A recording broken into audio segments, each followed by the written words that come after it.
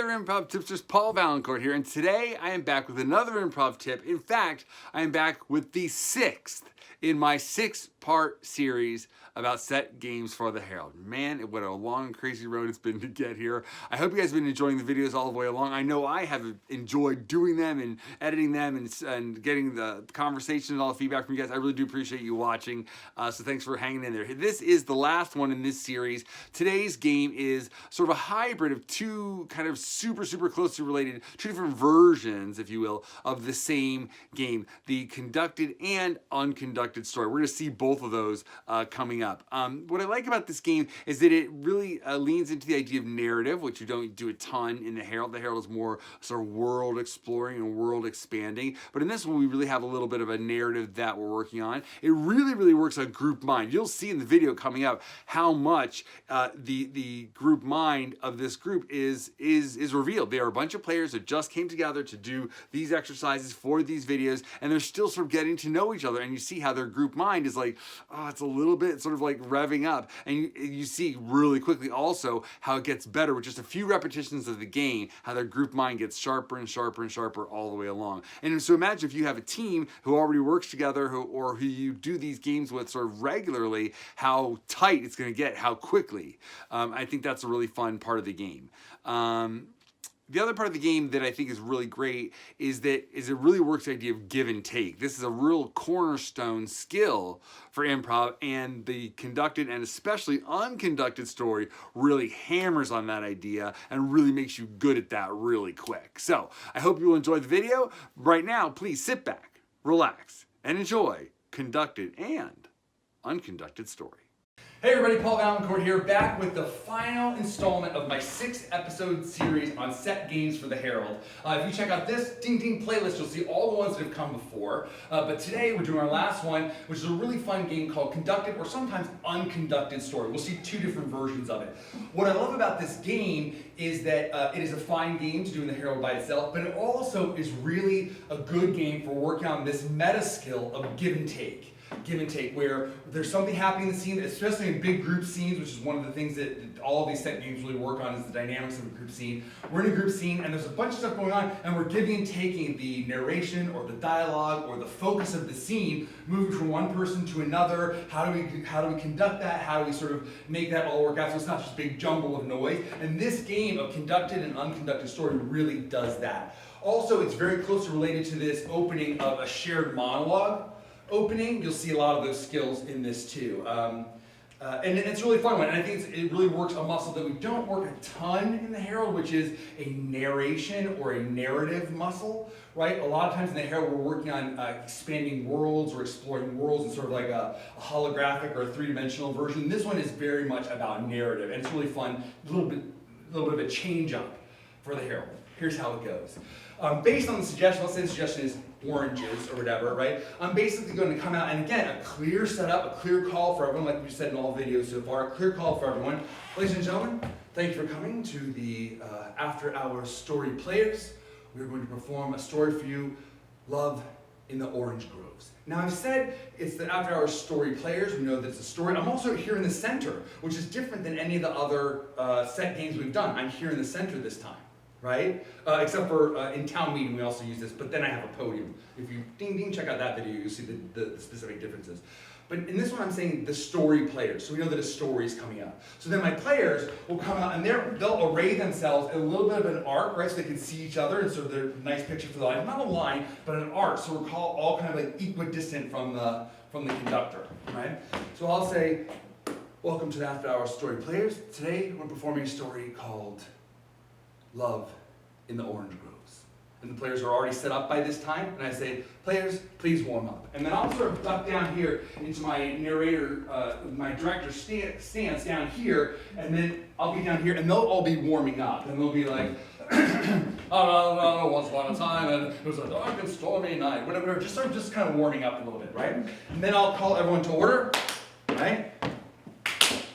Then I basically am just conducting them in a story. Whenever I point to a player, they talk.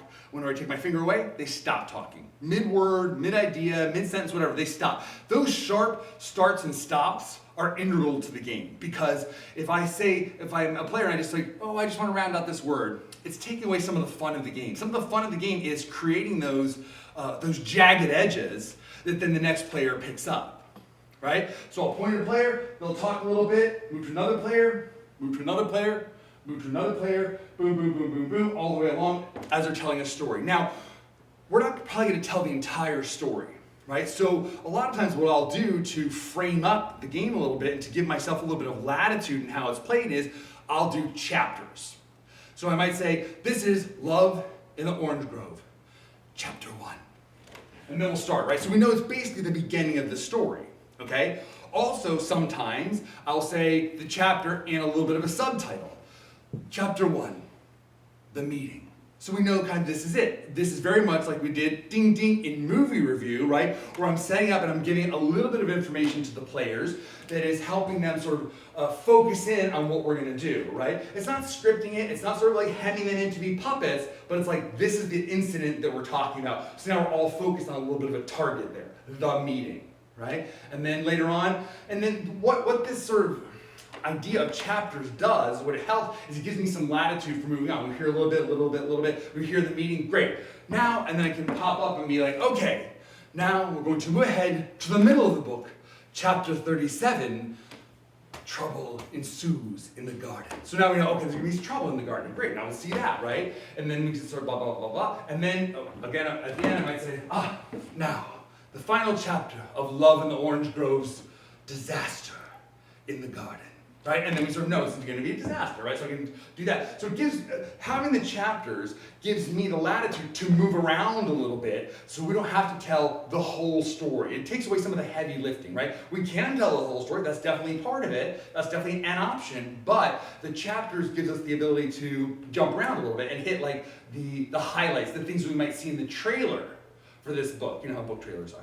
And things we might see in the trailer for this book, the important little incidents along the way. And then once we do the final chapter, disaster in the Orange Grove, then we might do like a little lesson. So I might say, that's the thing. And I said, and the moral of the story is this. And then I might hit like a word or two from each player just as a lesson of what the book adds up to. All right?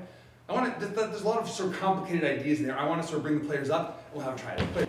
Fantastic. So I'll do one with them. We'll sort of like knock out some of the choreography, and then we'll see them do it by themselves. So let's say the players are off on the wings, and I'm another player, and I'm going to make that initial call. Ladies and gentlemen, thank you for joining us this evening for the After Hours Adult Story Players. Tonight we are presenting Space, the Next to Final Frontier. Players, please warm up. At this point, the players come out. They make themselves into like a little bit of an arc. Keeping in mind, It was the worst of times.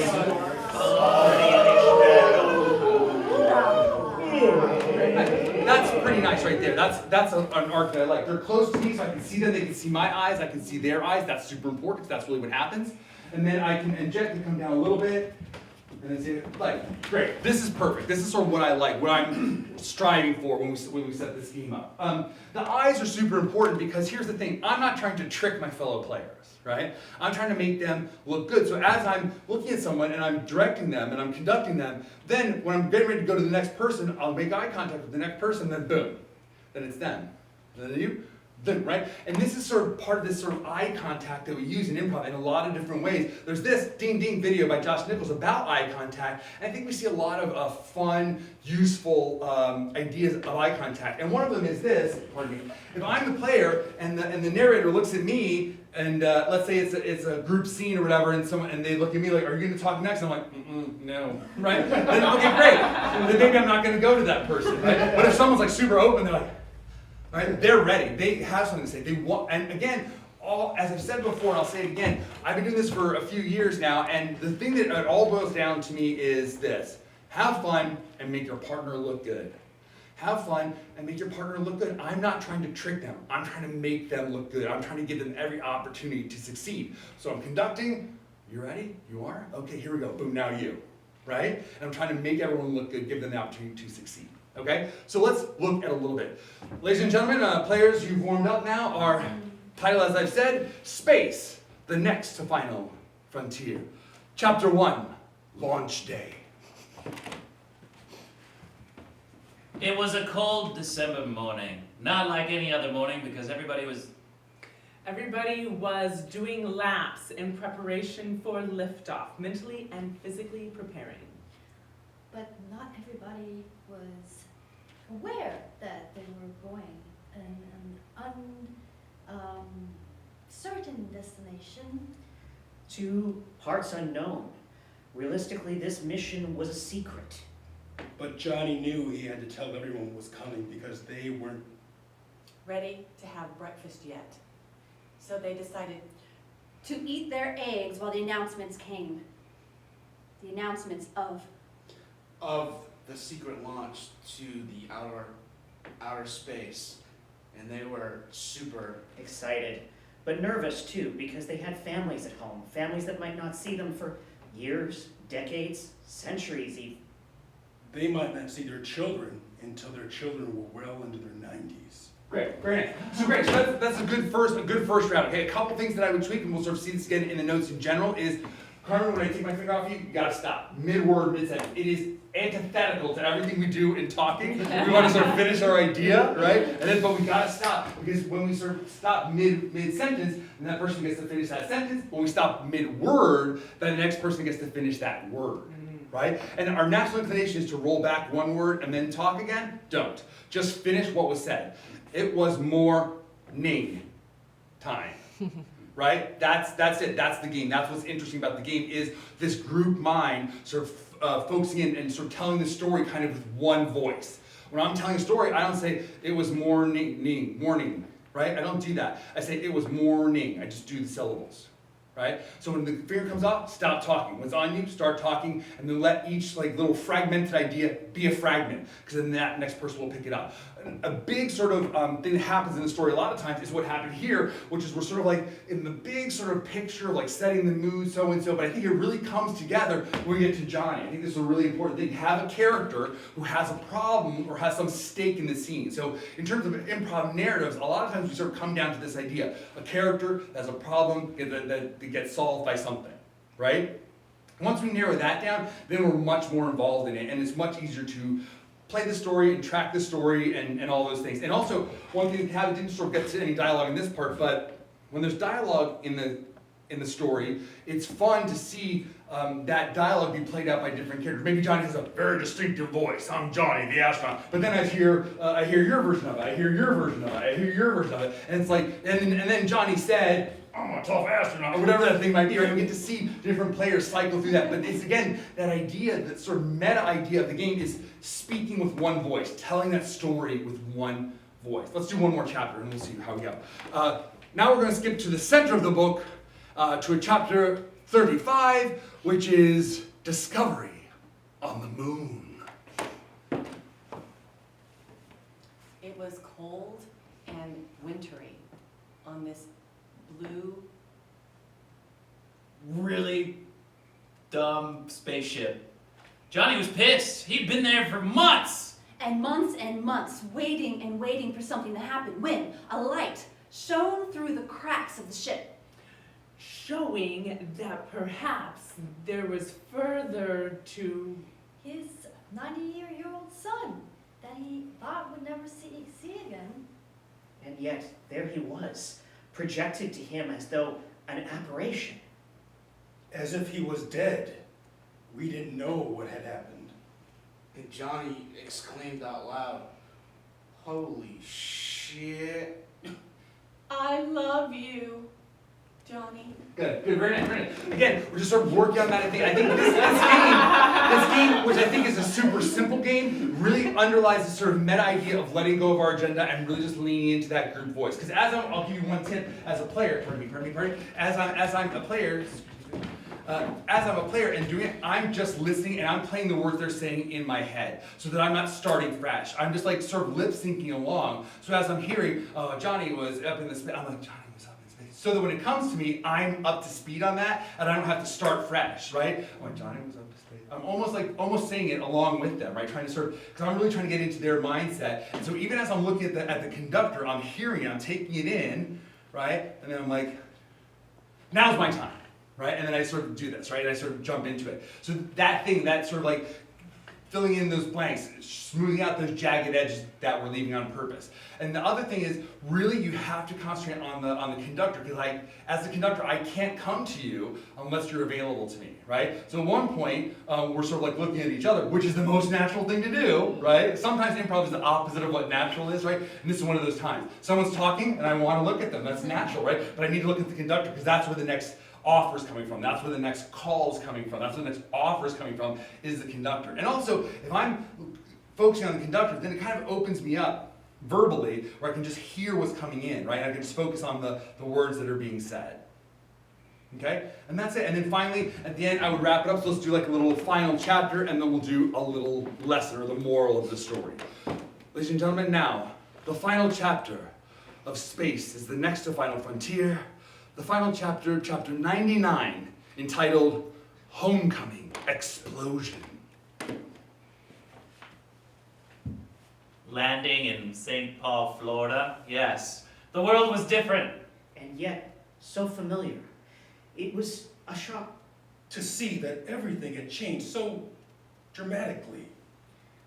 The sun was no longer in the sky. That was a big surprise for Johnny. It had fallen to the ocean, barely breathless above the sea, scouring his eye. Scouring his eye, yet still muggy as hell. And there were many sharks swarming everywhere, hungry. To eat Johnny's children. That's right, he came back right on time to save his child. His 90-year-old child was there, in the sea, ready to be saved, and there Johnny ran to it. And he realized he had discovered the meaning of life. Great. And now, the meaning of life that Johnny discovered. The moral of the story. Time is Something. That you Never. can Do. Thank you, ladies and gentlemen. Let me take a bow. And that's the story, okay? Again, we're sort of still on the same ideas, right? You still always want to be sort of rounding out those jagged edges. If someone says a fraction of a word, I want to finish that word if I can. Finish that idea if I can, okay? Also, as we sort of said in Slideshow, which is our last video, ding ding, that when I'm coming to the last chapter, right? Like when I'm coming to the last slide, I'm going to say final chapter, last slide. So then it keys everyone here, oh, okay, we're really thinking about resolution. Really wrapping it up. Also, I'll say one last note for the players, and then they're going to have a swing at it, is having that central character whose story you're telling makes it 10 times easier. Because then it's a story of someone. Because the story is, and then, this happened to this person. When we're just exploring sort of the big idea of like, the sun was setting and all this great, it's all great color around the idea, but the central thread that makes the story easy to tell and easy to listen to and easy to make sense of is that one character's journey. Does that make sense for you guys? You guys can feel like every time we come back to Johnny, don't you feel like it just like clicks into place?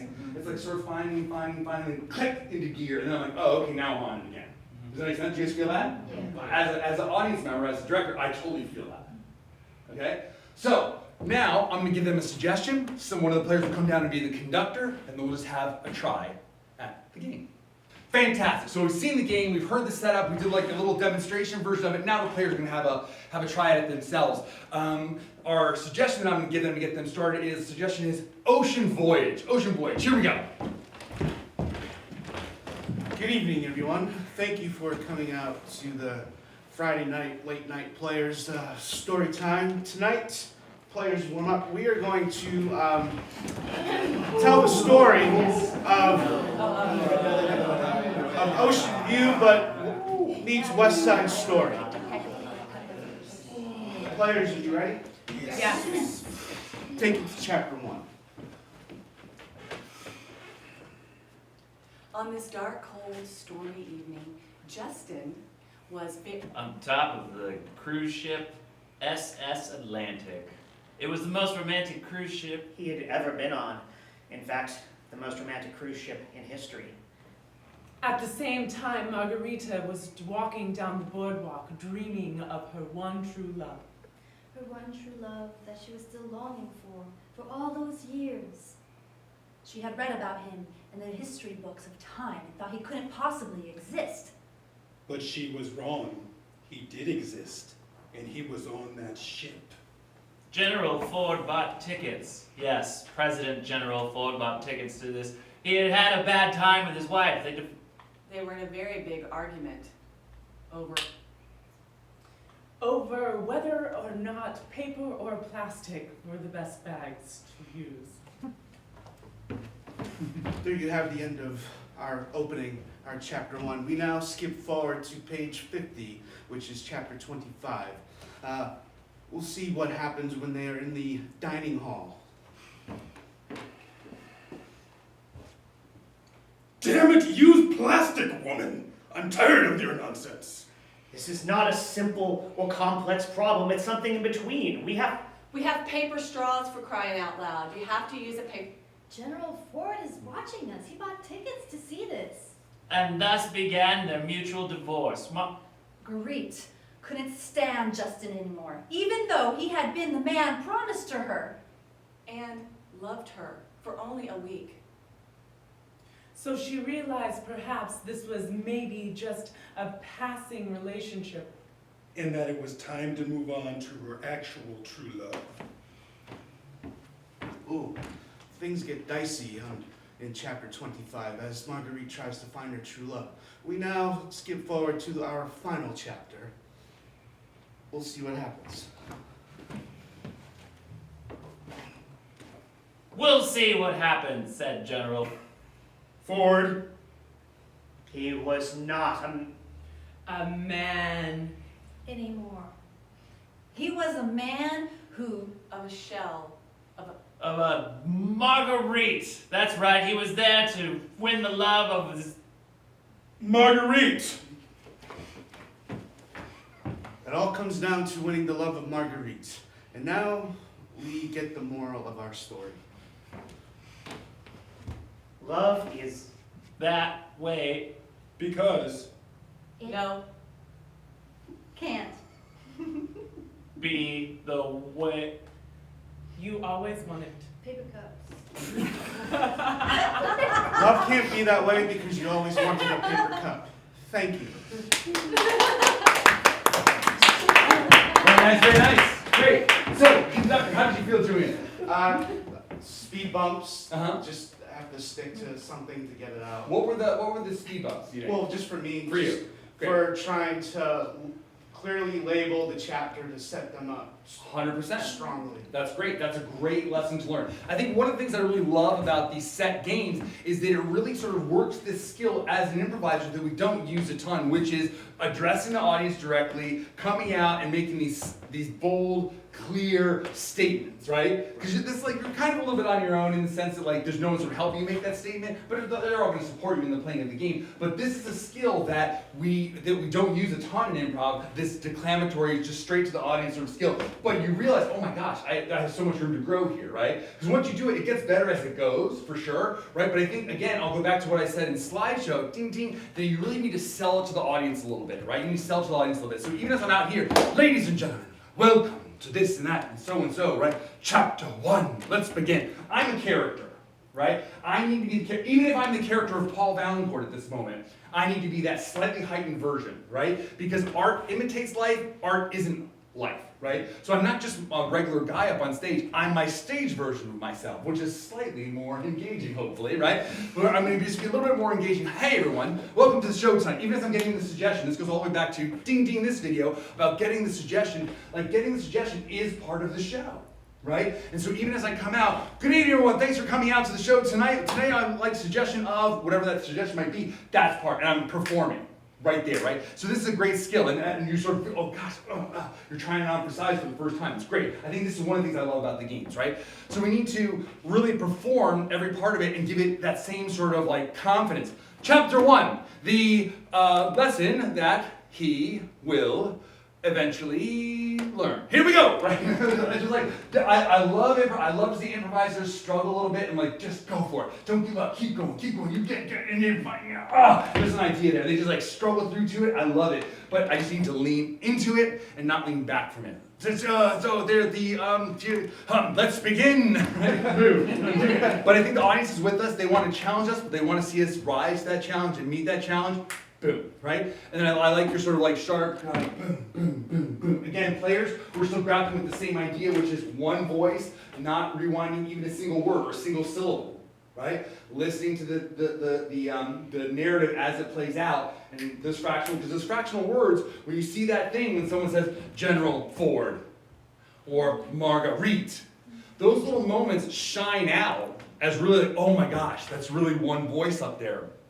And that little moment of one voice, of us being not in control, but really sort of like taking the input, sort of rolling with that thing that we're given, and then adding to it, yesing, and then anding, right? It's a very subtle version of it, but yesing what's coming in, and then anding that, rather than, oh, now it's my turn to talk, and I start fresh. Right? It's this meta skill that underlies this super simple game, but there's this meta skill under there of yes-anding on this really deep, full way. And the more we play this game, the simpler this gets, just like there's a game called Pass the Clap, which is the same thing. I need to let go of my agenda, and I need to be ready to receive that clap and pass it on as it comes, right? This meta skill, if nothing else, this game works that really subtle, powerful yes and. Okay, now we're gonna have the players take a second crack at it.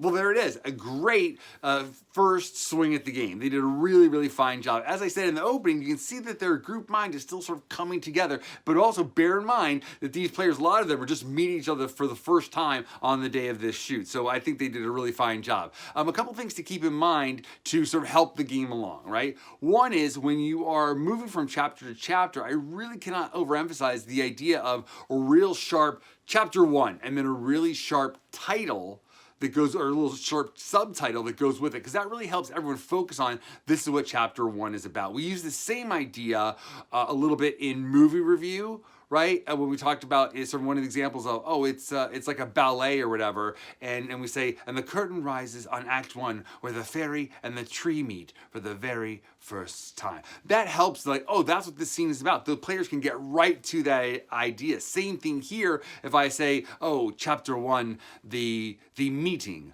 under the elm tree. Then great, we know, oh, it's about the meeting under the elm tree. And once they've accomplished that, we can kind of like, oh, well, maybe we fulfilled that promise, and we can sort of edit it out. It also gives us a little bit of parameters about what we're going to be working on. And that's really helpful, especially on something like this where we're all trying to get a bunch of minds together. It's great to have a reference point that helps us get together. They're never going to be like exactly on the same page and say, oh, that's exactly the story that I was going to tell. But that's okay. If we just put a little bit of a fence around them, give them a little bit of frame to work within, they'll be close enough to each other to discover the story that the group is going to tell. And that's really what we're after, isn't it? The second thing is that the conductor really needs to be just a tiny bit more decisive. Again, they're just getting to know each other, so they're maybe not as comfortable sort of like being like, here's what we do, stop now, start now, go now, do this. But in between, when we're calling those different titles and those different chapter numbers, just like I said in Slideshow last week, we need to really just be decisive. Here's what it is.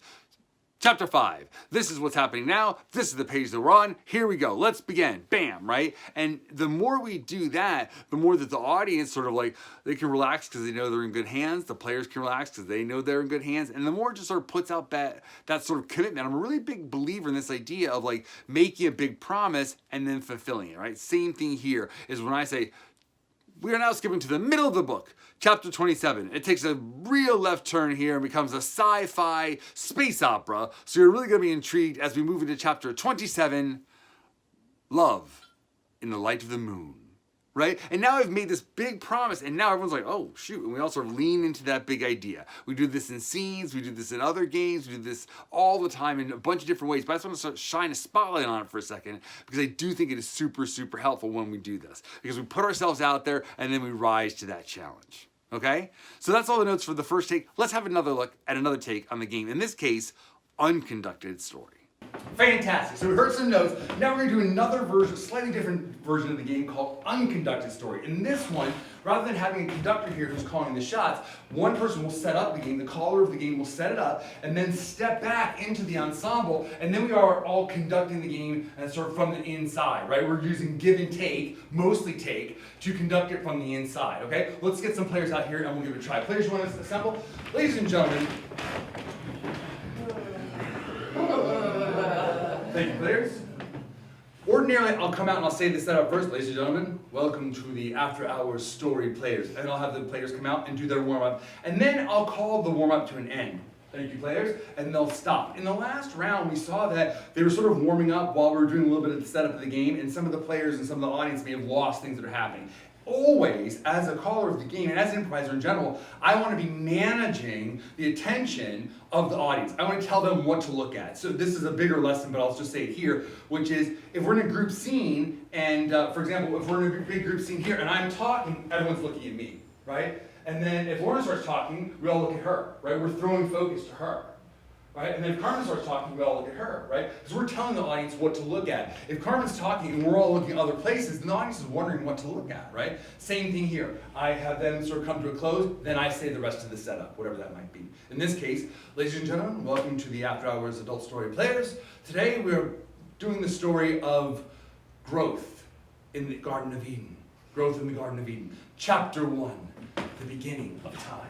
And then I step back into the ensemble, and then we begin. Maybe it's me or maybe it's someone else. When I say that first chapter name, growth in the Garden of Eden, chapter 1, the beginning of time. And I step back, there's a little moment as I land where I could keep going, or I've also opened it up to everyone else, right? The tricky part is we're generally still kind of looking at the audience, right? So we're listening, and that's why the game is take. I'm not going to be giving it, it's give and take, but I'm not going to be giving it. I'm not going to be saying, and so we started at the beginning, give, right? I'm going to be talking, and then someone's going to cut me off, and they're going to take the focus, and I'm going to stop. As soon as I hear them talking, I stop, right? A second thing that really makes this version of the game, the unconducted story, really happen a little bit easier is I talk in what I call my story voice. It's a little bit slower, a little more stylized, has a little bit more break in it, so that other people can get in on the story. Let's begin. The end of time. The sun was rising on the Garden of Eden. God had done his work. He created a lovely garden full of animals and fruits and vegetables, and then There were two people, human beings. One started first. His name was Adam. Adam was a man, a relatively tall man, not particularly muscular. But there was nothing to compare to. He was the only man, and by his side, Eve, and surrounding them, all the animals of heaven and earth. In earth. In the green garden sprued one tree with one giant red Apple. Giant red apple that called to Eve. Magically, mystically, she felt drawn to it. Her hands reached For it, with every breath, she looked at that apple. She was one with that apple. And she came across a real cool snake named Sylvester. Chet was a snake, but he wasn't an actual snake. He was a guy with a leather jacket who had wandered into the Garden of Eden when no one was looking. He had on tough leather boots, tough leather fingernails, And an attitude across his face that said, "Don't mess with me, but be on my side." because my name's Chet. Period. End of chapter 1. Right? So a lot of times sometimes my gift as a part of the ensemble is period. That I know that ends that idea, that ends that chapter. And so if I say period, then again, there's a moment, period. No one moves, so then I move. We're going to move now to the middle of the story, chapter 57, called Garden, Now It's a Nightclub. Boom. And then I step back, settle for a moment. I don't have to talk next. I can, but I don't have to. Garden, Now It's a Nightclub. And I step back, I settle. And the garden. And then we go over there, and Carmen jumps in right there, okay? Again, I think what's really nice about this, what's happened so far is I started really broad about God and the Garden of Eden, blah, blah, blah, but then we really quickly got down to the characters, Adam and Eve and Chet, and now we're sort of like opening up, and we have their story that we're telling, right? And so now we know Chet has a leather jacket and so, and then that's sort of what gives birth to this nightclub idea. Okay, what's that about? Now we'll explore that, right? Same thing we do in the Conducted Story, the first chapter, maybe a middle chapter, an ending chapter, and I can even call it the end, period. I don't have to do that, but sometimes that puts a nice sharp ending on it. And I can step out and say, and the moral of the story is, and I step back, and now we know we're just going to popcorn around word, come up with that moral.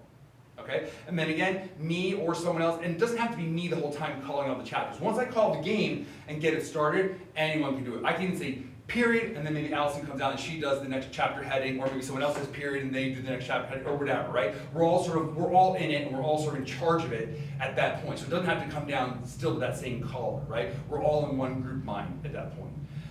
Same thing at the end, if I say, then the moral of the story is, I don't necessarily have to say the first word. Someone else can say it, blah, blah, blah, and then maybe someone says, period. And then someone else, me or someone else, can come out and wrap up the game with a clear, thank you. Next week we'll be presenting the story of Moses. What's up with that bush?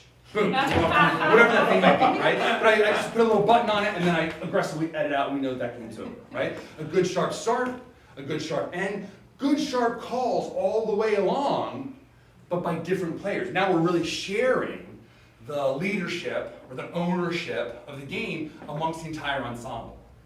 Okay? Any questions from you guys? Any questions from you guys? Yes. Yes, can this be character, can we be in character at all when we're That's a doing great question. So Stan asked her, can they be in character? Absolutely. In fact, there's a version of this game, or many versions of this game. One is where the story is in a genre. I might say, tonight we present the sci-fi epic such and such. In that case, we're all sort of in a sci-fi mindset, right? But also within it, we could be characters. I could be the really aggressive player, right? So that's another layer on top. So we could be, as a group, a different character. We could be, as individuals, different characters within the story structure, right? There's all different layers. This is what I'm presenting today, the most basic sort of version of it. And we could add all those layers on top, for sure. Just like in movie review, just like in Slideshow, just like in Everyday Olympics, all those layers can go right on top, but the underpinning mechanism is what we're showing in these videos. Okay, that's a great question. Okay, so I'm going to give the players now a suggestion, and they're going to scramble around and move off to the sides. Why don't we do that now? Move off to the sides. They're doing the scrambling to heart. Oh my gosh. So now, I'm going to give the players a suggestion, and one person will come out and call the game, and the entire ensemble will come out and assemble around, and we'll see a version of Unconducted Story. The suggestion that I'm going to give them for this Unconducted Story is a discovery on Mars. A discovery on Mars. Here we go.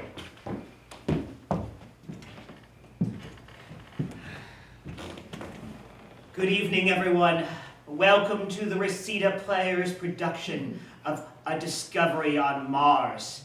Please, players, join us on the stage. You may warm up.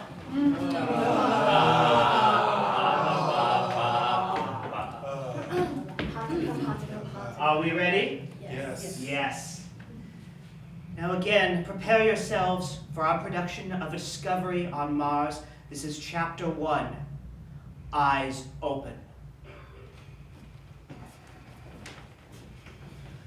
Cheney opened the gate of the spaceship and extended her leg out the door. And it caught on fire because of all of the ash and heat from Mars. Sam quickly closed the door, protecting Cheney's leg. I said, Cheney, you're such an idiot.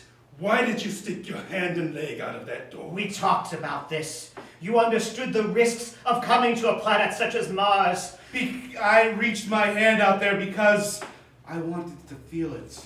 Much like I used to feel your love until you took it away. But all I can feel now is the heat of this planet that burned my leg to ashes. Or maybe it was the heat in her heart burning for her past lover. Period. Now, we move forward a little bit in the story to Chapter 13. A Heart on Fire. NASA, what do you mean you can't get a transfer here in under 5 years? Said Cheney. Sam was in the other room. He wasn't sure if she was speaking to herself or to the radio. He was Distraught. He knew that he had hurt her terribly, but there was nothing he could do in a place Except for cry, uncontrollably. So much so that there was water everywhere, just pouring out of his mouth, his nose, his eyes. He would see a doctor about this condition, but they were the only people here. And then Cheney knocked on his door. He perked up. Would she really come speak to him? Hi, Cheney. Hi, Sam. I'm sorry. No, that's cool, no problem. I just have some issues I really need to resolve. Do you happen to have a tissue? Why, yes, I have one remaining tissue. It's the last on the ship, but it's yours. And as the tissue passed between them, they touched hands. And her heart was on fire. And it sparked. And now we move to the moving conclusion, the final chapter of the story. Rescue, ... question mark. Cheney and Sam held hands, both with one hand burned off and one leg burned off from their excursion on Mars. At which point they realized they were the perfect match for each other. They had to travel across time and space to discover what was always Truly important to the both of them. As they grasped hands and looked at the sky and saw the rocket trail coming down toward the planet. They said, I think we're going to be all right. period. You'll see now that the moral of this story is clear. It Was. Very. Cold. Period. It was very cold, hot period. Thank you and good night. Please come back and see us next week where we'll have a wonderful production of It Was a Dark and Stormy Morning. Thank you. Great. Very fun.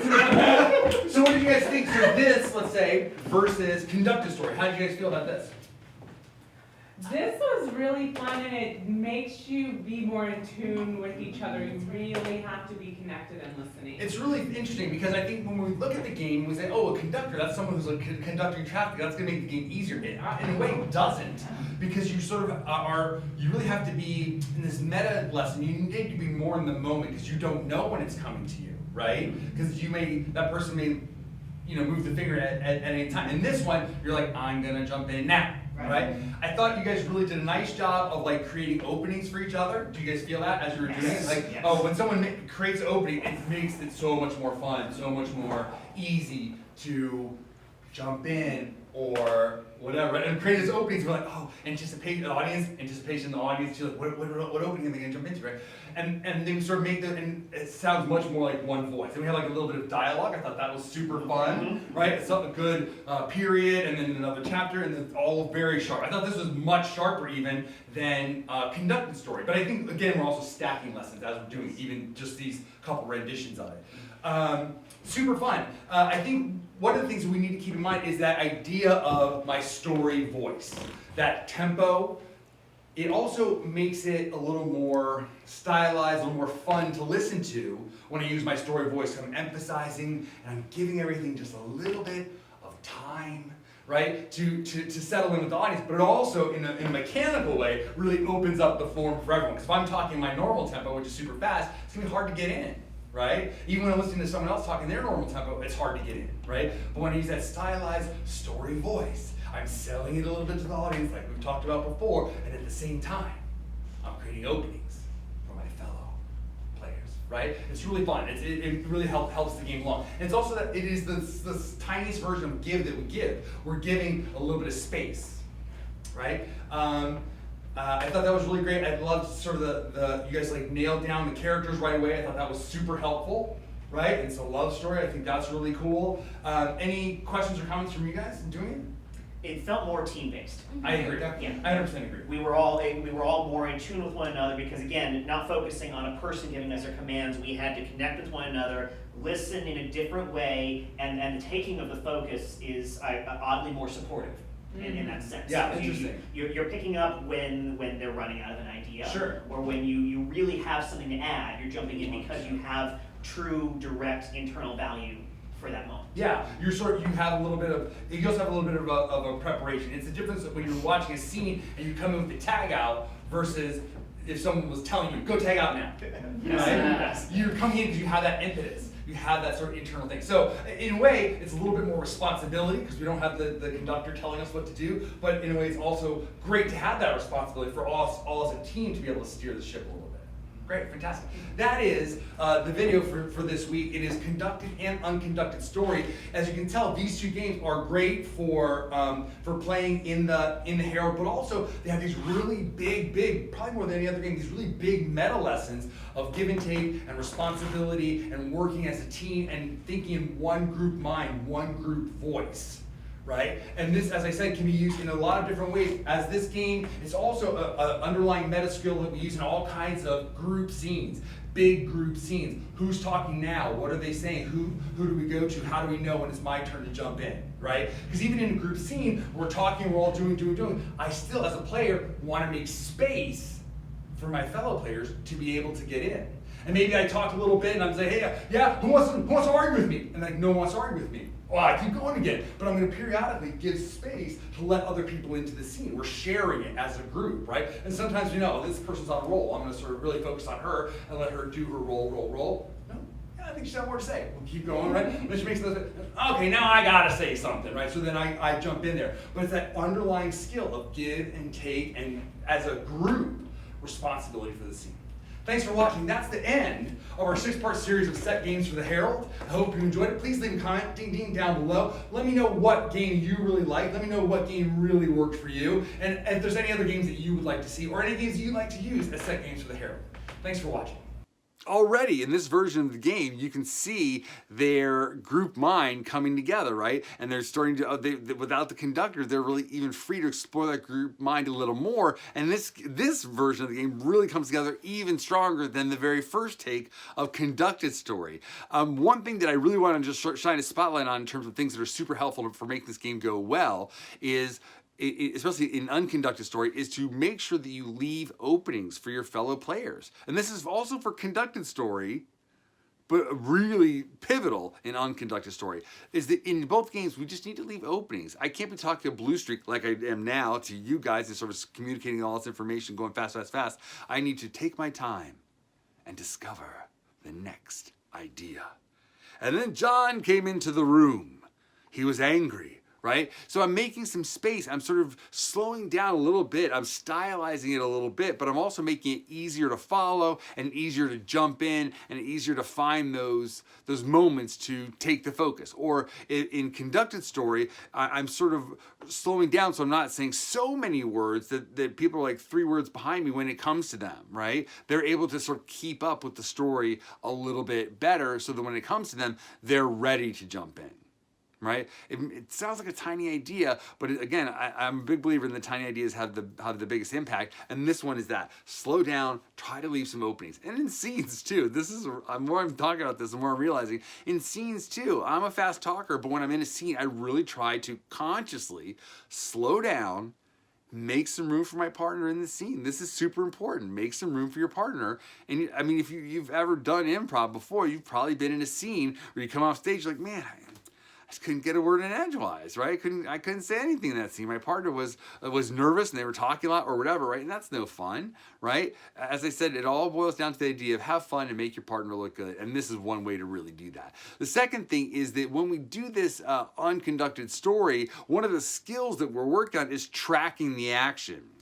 Right? Tracking the action where a bunch of people are talking, a bunch of things are happening, and I'm on stage, I'm tracking all that action, I'm sort of watching that arc, and I can kind of see where it's going, I can sort of see where I'm going to be needed coming up. This skill of tracking the action is super important, especially when we're doing this game, but also in doing a herald in general, right? Who's who, what's what, what's out there, what could be called back, what's a runner that's happening or could happen. All of these things are tracking the action, and this game, in a really fun way, works that idea, because it's like, who's talking now, and who's talking now, what are they saying, okay, but, and I'm sort of tracking all these disparate sort of streams of information coming in and trying to unify it into all one voice, right? And that's ultimately kind of what we do in a herald as well. All right? So let me know, ding ding, down below what you thought about the conducted and unconducted story. Let me also know if there's any other games that you use for set games in the Herald, or any other games you would like to see me do some videos about. That would also be fun and helpful. I hope you've enjoyed the entire series. It has been a ball to make, and I really appreciate all the conversation back and forth I've had with you people about it. It's been really, really fun. Please stay tuned. Next week, I have a bonus video for you that I think you're really, really going to enjoy. I know I enjoyed making it, and the players were really blown away doing it too. So I'll just leave it at that. Please stick around for the bonus video next week. Thanks for watching. As always, we'll see you next week. We have been the Improv Tip Players, and individually we are Carmen Scott. Allison Norris Austin. Saskia Mueller. Jared Lennon Kaufman. John Meehan. Stan McConnell. Lauren Baumbauer. Jill Hernandez. And I'm Paul Vaillancourt. I'm going to link all their social information in the description down below. Ding, ding, ding, ding, ding, If you can check them out, please watch them and follow them. Thanks for watching.